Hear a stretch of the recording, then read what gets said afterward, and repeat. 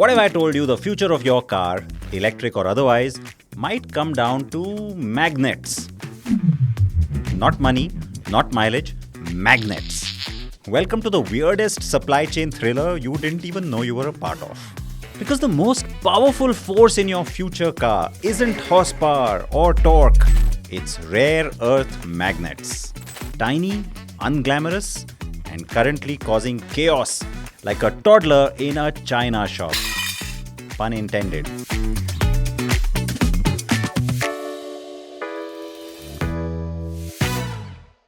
Today we are diving deep into what they are, why the world is running short, and whether your new car dreams are about to get sucker punched by science. And yes, I will take many of your questions at the end. What in the world is a rare earth magnet? So, rare earth magnet sounds like something you'd find in a Marvel post-credit scene, right? Forged in the lava breath of a dying neutron star, guarded by the gods of Asgard or something. Or maybe just a really, really strong fridge magnet?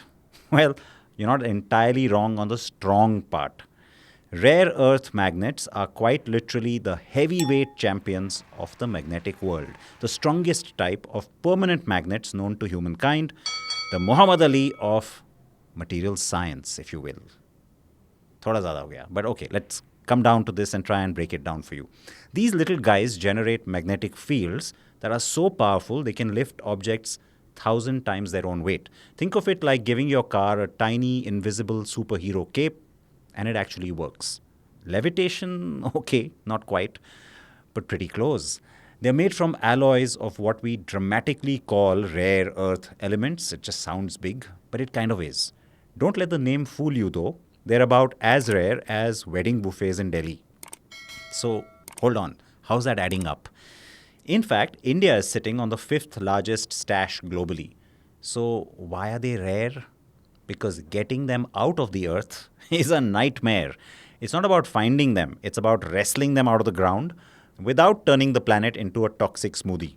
Picture this. It's like digging through a haystack to find a needle, only the haystack is radioactive and you forgot your gloves, and the needle, still a needle. Just one that powers your smartphone, EV, and possibly your future toaster.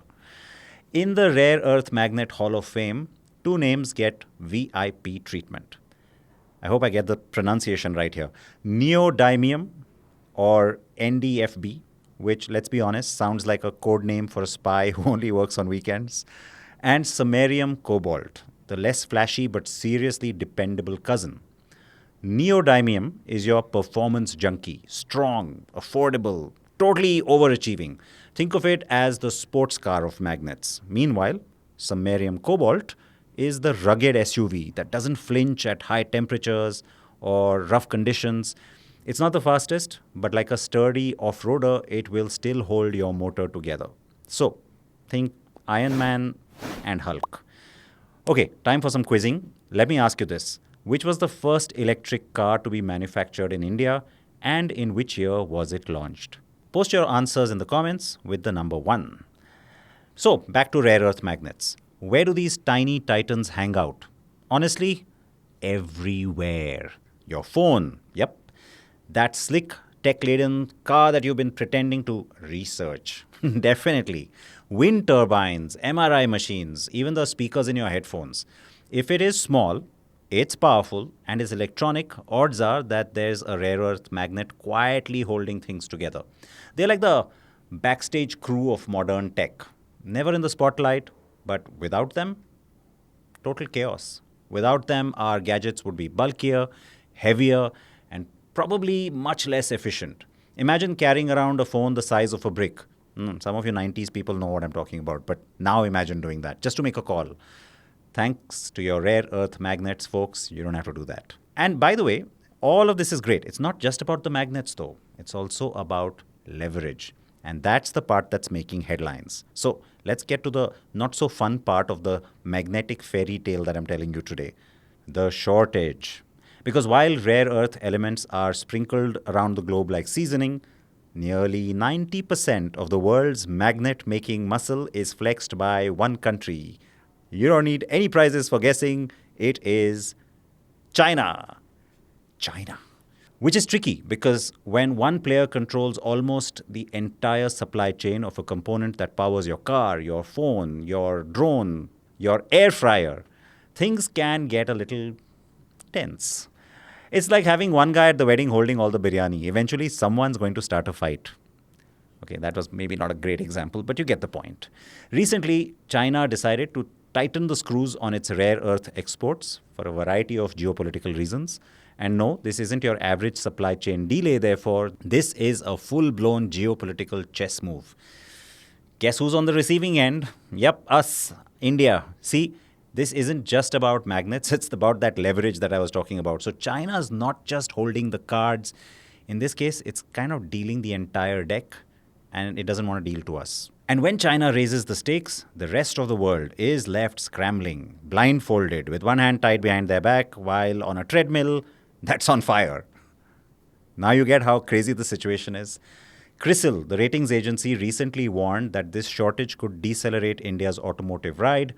Imagine prepping for the ultimate road trip, bags are packed, snacks are secured, playlist full of 90s Bollywood bangers, and then nothing. Your car just sits there silently. All because one tiny invisible magnet isn't doing its job or just isn't there. That's the scale of the headache that we are dealing with. It is serious. Why is the auto industry or the sector as a whole taking this personally? Well, let's talk about the most important impact here. Meet PMSMs, permanent magnet synchronous motors. You've heard that from me and lots of others of late. The unsexy but essential heart of most EVs. They are what make the electric cars zippy, efficient, and compact. No rare earth magnets, no PMSMs. No PMSMs? Congratulations, you now have an electric bullock cart. Slow, heavy, and your road trip cancelled. And before the petrol heads start smirking, don't get comfy, guys. It's not just the EVs feeling the heat. Good old internal combustion engine or ICE vehicles are using these things as well in things like electric power steerings, lots of motorized systems in the car. So yeah, they're magnet addicts too. No one's safe. Not even the guy who's still clinging to his 2006 Swift with minimal electronics. Spoiler for you, it's got magnets too. Okay, second trivia question for you. What are LFP and NMC batteries? Again, please say number 2 and then your answer in the comments. Right now, some of India's biggest auto names, whether it's suppliers like Bosch, TVS, Marelli Powertrain, Minda, they're all stuck in what can be only described as the world's most frustrating waiting room. A lot of the OEMs are also petitioning hard. Now, they've all got their paperwork in order, their approvals are stamped by the Indian government, and over 30 import requests are lined up. But China? Nothing. Nothing. Nada. Zilch. As of early June 2025, not a single approval's come through. It's like waiting on a part for your vintage car and the mechanic just shrugs and says, yeah, we're still waiting on a guy who knows a guy. And then you're ghosted. Actually, it's even worse than that because, a vintage car is a hobby. We're talking about real world, everyday, needed cars. CRISIL has even warned that if this disruption drags on for, let's say, more than a month, we could see delayed EV launches, delayed launches actually all around, production hiccups, and the kind of growth slowdown that gives auto CEOs insomnia and maybe a few ulcers. Some manufacturers are already operating on inventories that are barely being able to stretch out till July. Like Tata Motors has said that it's kind of doing all right for now. It has enough stockpile, but that stockpile is going to end at some point, right? What happens after that? Let's just say grinding halt isn't going to be a dramatic phrase. It is something that's echoing through boardrooms right now. Usually, something like that is followed by long silences, nervous coffee refills. It's like the entire industry is kind of stuck in traffic. No one knows when that signal is going to turn green. It is worrying.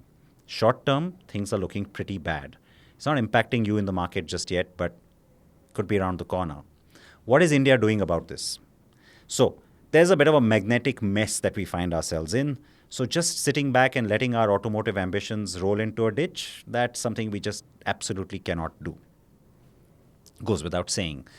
So here's the masala in this particular cinematic plot. India actually has the 5th largest rare earth metal reserves in the world, like I was saying earlier, 6.9 million metric tons. So we're not short on that good stuff. The problem, of course, processing capacity, it's kind of non existent. Historically, we've mined a bit of it, and we've used some of it for atomic energy and defense, and we've happily shipped out the rest because processing it ourselves, we're not really sort of capable there. We don't have that as our strong suit yet. But now those gears are finally turning. This isn't just about getting serious on Make in India, but this is becoming like a pressing need. It's a necessity to push to magnetize this sector. Full pun intended. The government's eyeing like a 5,000 crore rupee investment. That's a scheme that should kickstart domestic production. Think of it as a cashback, but for factories, financial perks to make rare earth magnets right here at home. Leading the charge, IREL, our very own government-run PSU. Now, those guys have already started producing samarium cobalt, those magnets, remember the SUVs, the rugged ones, for strategic use. So, not yet open to all industry.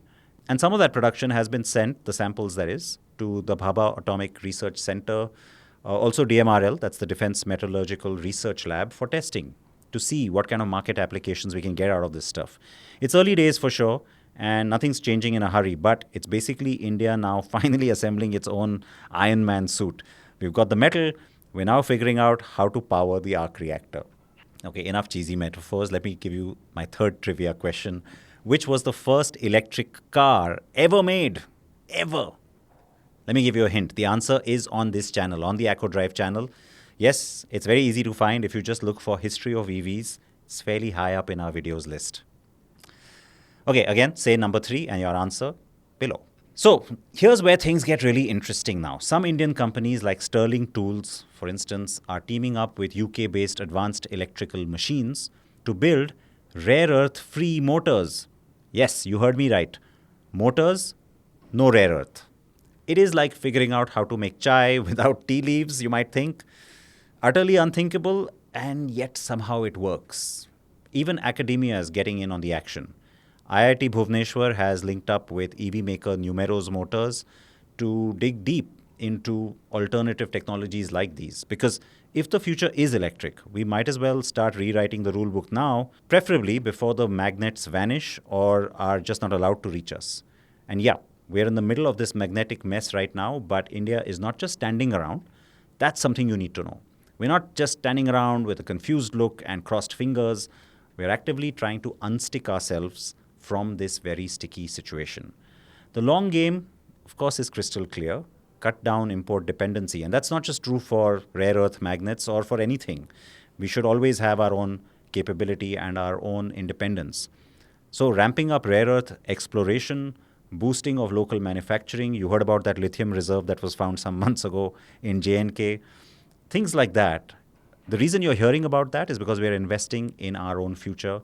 We're also investing in recycling in a big way. Old magnets, by the way, can have a second life too. So in the short term, the government is, of course, hoping that China will budge. So does the Society of Indian Automobile Manufacturers, or SIAM, or the Auto Components Manufacturers Association, or ACMA. But in today's high-tech, high-stakes world, being strategically self-reliant isn't just smart economics. It is national security. A lot of this stuff goes into some of our armament. It goes into some of our national security apparatus.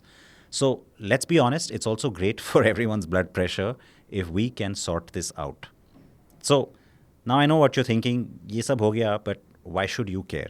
Okay, in the short run, just for the car market, shortages are going to mean longer, actually make that way longer waiting periods, stupid premiums being charged on existing inventory of cars, either by the dealer or the manufacturer, and an increase in prices for used cars because that demand might just shoot up if these delays become larger and more far-reaching on the new car side.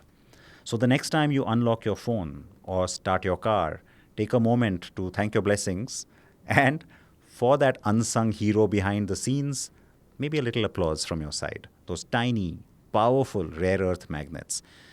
They may be small, but they're pulling more than just electrons. They are yanking supply chains, influencing geopolitics, and quietly reminding us that sometimes the tiniest parts carry the heaviest weight, figuratively anyway. Because in today's world, the biggest challenges often come in, well, incredibly magnetic packages.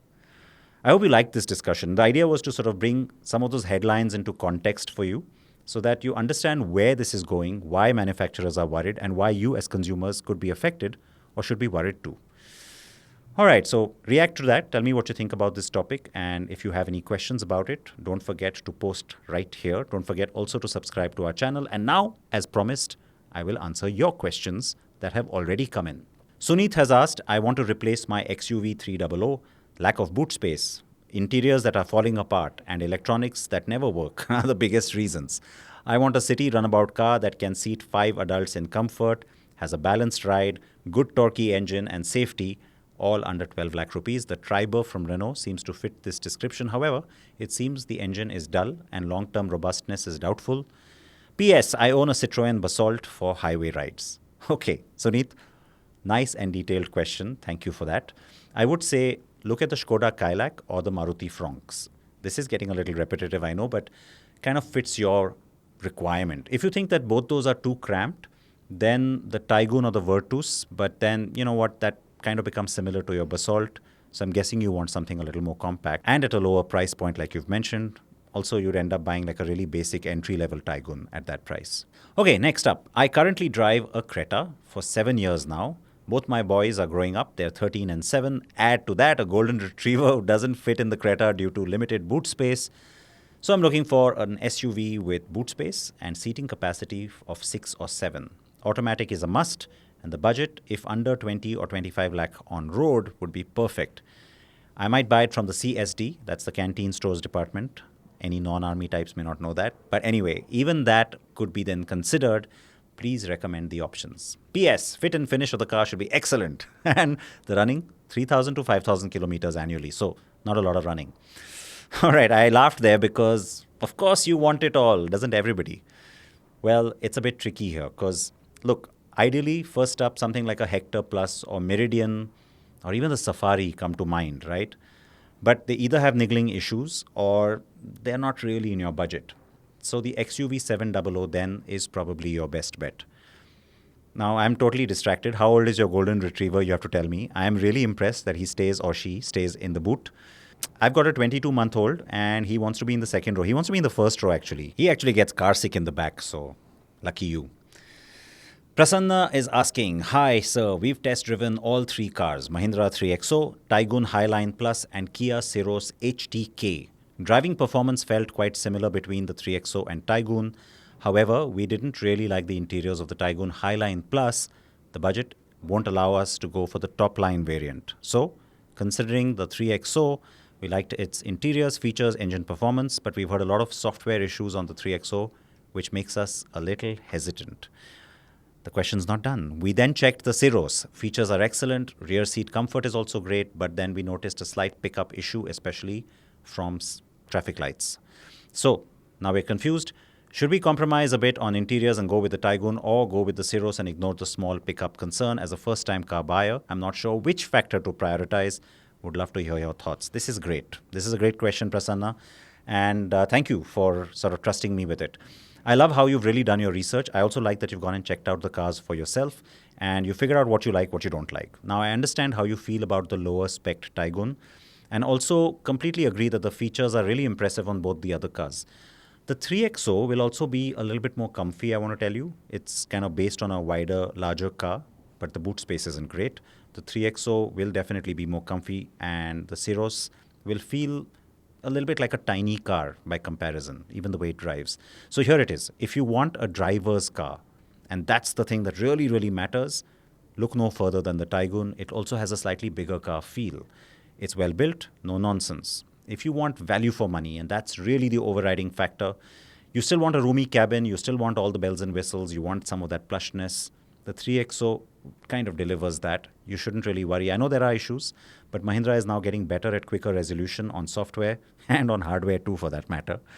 Now, you go for the Ceros if you just want a city car and all things tech really matter to you. It also has that nice sliding, reclining rear seat. At the top end, you also get rear seat ventilation. So if all of that matters to you, only then go with the Ceros. Sumant is asking, what is your take on the Jeep Grand Cherokee? Well, Sumant, it's a good car. Yes, I held my breath when I said that. It's capable enough off-road too, and it does tick a lot of boxes on premiumness and ruggedness. But what if you just want a city slicker, something that's really more luxurious with that price point rather than rugged? Well, then there are many better choices out there. So if you love Jeep, you're all about American grandeur, you want to do a little bit of off-roading, you will love the Grand Cherokee. But as I said earlier, if you're thinking of it as an option amongst Lux SUVs, it's not on the top of my list. Pravin says, how is the Thar ROXX automatic petrol? Nice simple question and simple one-word answer, good. It's not the most practical or the most fuel efficient or necessarily the most well-built car in its segment, but it depends what segment you're actually in as a buyer. Compact SUV or off-roader? Mainly the first, but you want the appeal of the second. So if you want great features, decent drivability, and the full-blown SUV quotient, stick with the Thar ROXX. You won't regret your decision at all. If you want more reliable practicality or efficiency, switch to a Honda Elevate. Or then, of course, there is the Seltos Creta Brigade. Such a cliched answer to end on, but I hope it works for you. If you have a follow-up question, any of you, please go ahead and post that right here. Don't forget to subscribe to our channel and follow along on all this great information that we bring you from the automobile industry. Of course, more podcasts coming up as well. And don't forget, you can reach out with your questions to me on social media as well. Please, please, please wear your seatbelts. Please drive safe. Take care.